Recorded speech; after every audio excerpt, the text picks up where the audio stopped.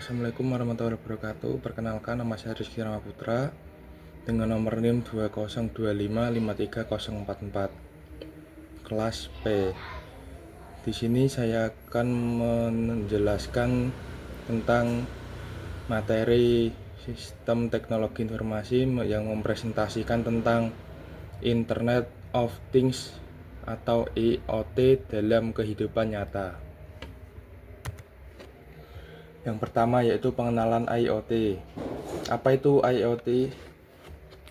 IoT yaitu konsep di mana benda fisik sehari-hari dilengkapi dengan sensor, perangkat lunak, dan teknologi lain yang memungkinkannya untuk terhubung dan tertukar data melalui internet dengan perangkat dan sistem lain.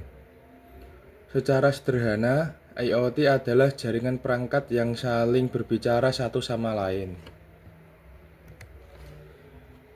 Lalu yang kedua ada komponen IoT. Komponen IoT dibagi menjadi 4, yaitu yang pertama perangkat keras, sensor, aktor atau things. Lalu yang kedua konektivitas jaringan atau connectivity communication. Lalu yang ketiga ada pemrosesan data atau data processing atau storage. Yang keempat yaitu antarmuka pengguna atau application atau user interface. Lalu yang lalu saya akan menjelaskan dengan dalam kehidupan sehari-hari, yaitu yang pertama manajemen aset atau asset management, melibatkan pengguna sensor dan TAG GPS untuk melacak lokasi dan status aset berharga perusahaan, misalnya kendaraan, peralatan, atau inventaris secara real time. Lalu yang kedua yaitu pemeliharaan prediktif atau predictive maintenance. Sensor dipasang pada mesin untuk memantau kondisi operation seperti getaran dan suhu.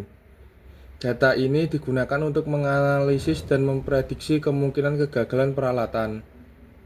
Lalu yang ketiga yaitu manajemen rantai pasokan dan logistik atau supply chain management, yaitu menggunakan tag revit dan sensor pintar untuk melacak pergerakan produk dan kontainer sekaligus memantau kondisi lingkungan selama pengiriman atau seperti suhu dan kelembapan. Lalu yang keempat ada operasi dan kontrol jarak jauh atau remote operation and control, yaitu memungkinkan pemantauan, konfigurasi, dan pengoperasian peralatan atau infrastruktur industri, misalnya pompa minyak atau sistem energi dari lokasi terpusat. Lalu dalam kehidupan sehari-hari terbagi menjadi 6, yaitu yang pertama rumah pintar. Anda mengontrol kunci pintu dan lampu rumah Anda bisa dari jarak jauh melalui smartphone. Lalu yang kedua di bidang kesehatan, yaitu smartwatch. Anda melacak detak jantung dan kualitas tidur Anda, lalu mengirim datanya ke aplikasi kesehatan. Lalu yang ketiga dalam sektor transportasi, mobil Anda menggunakan navigasi real time yang mendapatkan data kepadatan lalu lintas dari sensor kota.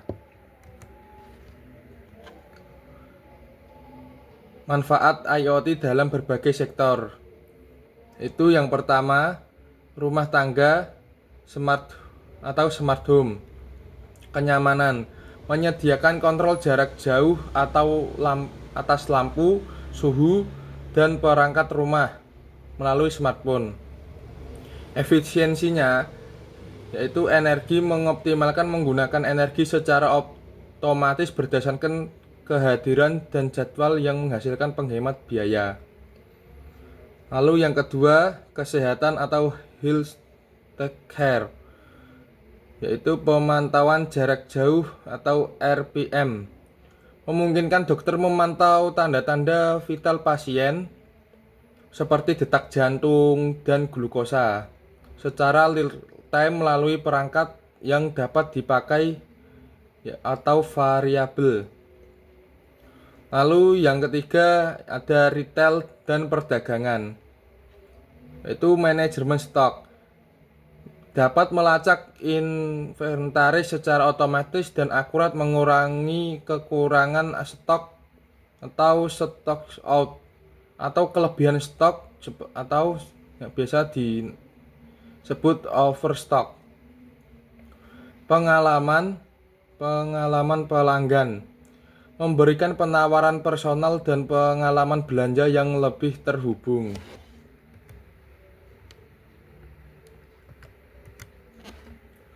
Yang ketiga ada industri dan manufaktur. Pemeliharaan prediktif atau sensor mendeteksi potensi kegagalan atau kerusakan mesin jauh sebelum terjadi, sehingga mengurangi waktu henti atau downtime dan biaya perbaikan. Otomasi proses, yaitu meningkatkan efisiensi dan akurasi dalam lini produk melalui robotika dan pengumpulan data otomatis. Yang kelima ada pertanian atau smart agriculture. Pertanian presisi, yaitu mengumpulkan data detail tentang tanah, iklim, dan tanaman untuk mengoptimalkan jumlah air, pupuk, dan pestisida yang dibutuhkan. Peningkatan hasil, memastikan sumber daya dimanfaatkan secara efisien yang secara langsung meningkatkan kualitas dan kuantitas panen. Yang keenam ada kota atau smart city. Manajemen lalu lintas, yaitu dapat mengoptimalkan aliran kendaraan secara real time untuk mengurangi kemacetan dan layanan. Layanan publik, yaitu pengelolaan parkir pintar, pemantauan kualitas udara, dan pengumpulan sampah yang lebih efisien berdasarkan tingkat kepenuhan tempat sampah. Tantangan dalam IoT, yaitu yang pertama, keamanan dan privasi.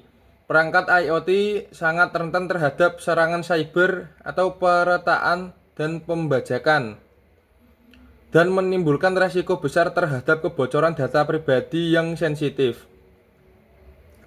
Lalu yang kedua, interoperabilitas dan standarisasi, yaitu kurangnya standar teknis yang seragam membuat perangkat dari berbagai produsen sulit untuk berkomunikasi dan bekerja sama secara mulus.